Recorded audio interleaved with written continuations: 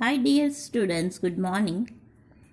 आगे हमने 13.1 एक्सरसाइज देखी। उसमें एक्सपोनेंट्स क्या है, बेस क्या है, पावर क्या है, वो सीखा हमने। ओके, अब हम एक्सपोनेंट्स जो है उसके एग्जाम्पल करने के लिए थोड़े लॉज हैं, तो वो लॉज सीखेंगे। तो सबसे पहले multiplying powers with the same base. जो पावर्स जो है वो कैसे मल्टीप्लाई होता है, जब सेम बेस होता है। तो जब सेम बेस होता है तो सपोज चलो हम एक एग्जांपल देखते हैं कि हमें 2^2 इंटू 2^3 मल्टीप्लिकेशन की साइन है, बेस सेम है। ओके, तो 2^2 मीन्स 2 टाइम्स लिखेंगे हम, एंड 2^3 मीन्स 2 3 टाइम्स लिखेंगे हम। तो टोटल कितनी बार हुआ, 2 5 टाइम्स हुआ। ओके, तो इसको हम वापस शॉर्ट में 2^5 लिख सकते हैं। तो 2^5 इस तरह से भी आता है, या तो आपको इतना लंबा ना करना हो और आप खाली पावर्स का एडिशन करो, 2 + 3 करो, तो भी आपको सेम आंसर मिलता है। मीन्स लॉ ऑफ मल्टीप्लिकेशन क्या कहता है कि जब बेस सेम हो तो पावर्स का क्या होता है, एडिशन होता है। For any number A, base A है और ऊपर का पावर भले अलग अलग हो, लेकिन बेस जब सेम हो तो पावर्स का क्या हो जाता है, एडिशन होता है। सपोज हमें 2^5 और 2^6 दिया हो, तो 2^5 + 6 करते हैं और आंसर क्या आएगा, 2^11। ओके, तो मल्टीप्लिकेशन का जो लॉ है वो क्या कहता है कि जब बेस सेम हो तो पावर्स का क्या होता है, एडिशन होता है। ओके, नेक्स्ट रूल देखते हैं, नेक्स्ट लॉ देखते हैं कि dividing powers with the same base. Powers को हम कैसे डिवाइड करते हैं, जब बेस सेम होता है। सपोज हमें 3^7 डिवाइडेड बाय 3^4 दिया है, तो 3^7 अपॉन 3^4 पहले हम लिख सकते हैं। ओके, अब 3^7 means 7 times, 1 2 3 4 5 6 and 7 time, and 3^4 मतलब 3 4 टाइम्स, 1 2 3 एंड 4।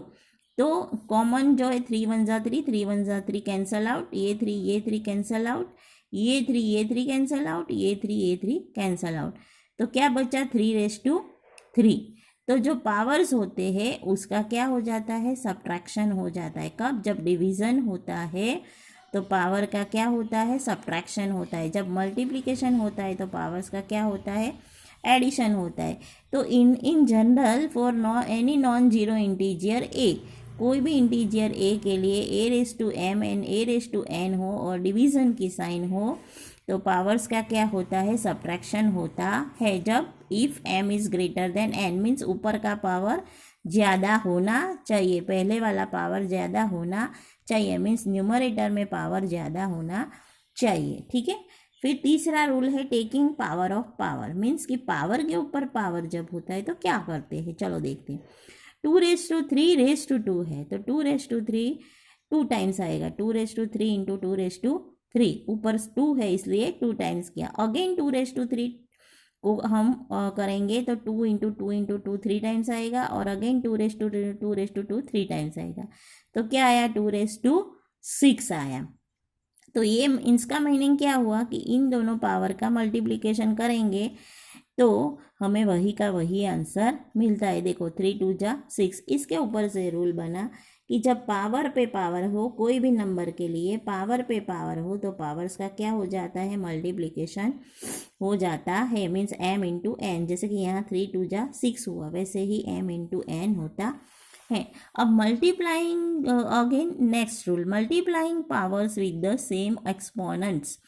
मीन्स कि पावर्स जो होते हैं वो पावर सेम है, एक्सपोनेंट सेम है, लेकिन उसका बेस जब अलग अलग होता है तो हम क्या करते हैं।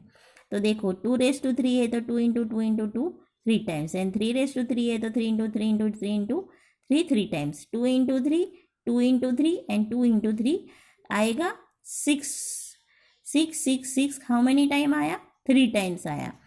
तो मीन्स कि जब पावर्स जो होते हैं, ऊपर के एक्सपोनेंट्स जो होते हैं वो सेम होते हैं, तो नीचे के बेस का मल्टीप्लिकेशन करके उसके ऊपर हम ये पावर दे सकते हैं। मीन्स कि देखो ये रूल बना कि a⁻m हो, b⁻m हो, पावर सेम हो तो इन दोनों बेस का मल्टीप्लिकेशन होके ये पावर मिलता है। या तो उल्टा भी हम कर सकते हैं कि सपोज 6 पे m दिया हो तो 6 raise to be m and 2 raise to be m, यहाँ 2 इंटू 3 दिया हो तो 2 raise to be m and 3 raise to be m आता है। सपोज यहाँ 6 हो तो उसको हम इस तरह से भी कर सकते हैं, जैसे कि यहाँ पे 4 raise to 4 and 3 raise to 4 दिया है तो 4 raise to 4 4 times and 3 raise to 4 भी 4 टाइम्स। और फिर हमने क्या किया, 4 into 3 1 time, 4 into 3 1 time, 4 into, तो 12 into 12 into 12 how many times it comes, 4 times. Okay, तो क्या हुआ, नीचे का बेस का मल्टीप्लिकेशन हुआ, 4 3 ज़ा 12 और जो पावर था वो दोनों को मिला। समझ में आया? तो इस तरह से ये एक और रूल है। और एक रूल है कि dividing powers with the same exponents. तो dividing power same exponents means ये सेम एक्सपोनेंट्स है पर बेस अलग है। तो चलो इसको देखते हैं। तो 2 raise to 4 means 2 into 2 into 2 into 2 4 times and 3 raise to 4 means 3 into 3 into 3 into 3 4 times. Okay, तो इस तरह से ये पावर क्या हुआ, दोनों को मिला। तो हम कॉमनली 2/3 लिख के ब्रैकेट के बाहर 2/3 रेज टू 4 भी लिख सकते हैं। इस तरह से ही a raise to 3 b raise to 3, तो a into a 3 times, b into b 3 times, तो a बाई b 3 टाइम्स। तो इस तरह से हम उसको डिवाइड भी कर सकते हैं। Means a raise to m divided by b raise to m हो तो a raise to m b raise to m, तो कॉमनली बाहर निकाल के हम a b raise to m भी a upon b raise to m भी लिख सकते हैं। अब जब नंबर्स जो होते हैं उसका एक्सपोनेंट 0 कब आता है, तो सपोज कि 3 raise to 5 upon 3 raise to 5 division में है तो 3 इंटू 3 इंटू 3 करेंगे, 3 इंटू 3 इंटू 3 करेंगे, सब कैंसल आउट हो जाएगा, आंसर क्या मिलेगा 1। तो हम एक्सपोनेंट के रूल के हिसाब से जाएंगे तो ये डिवीजन में है तो एक्सपोनेंट का क्या होगा, सब्ट्रैक्शन होगा, 5 माइनस 5, तो 3 raise to 0 is equal to 1।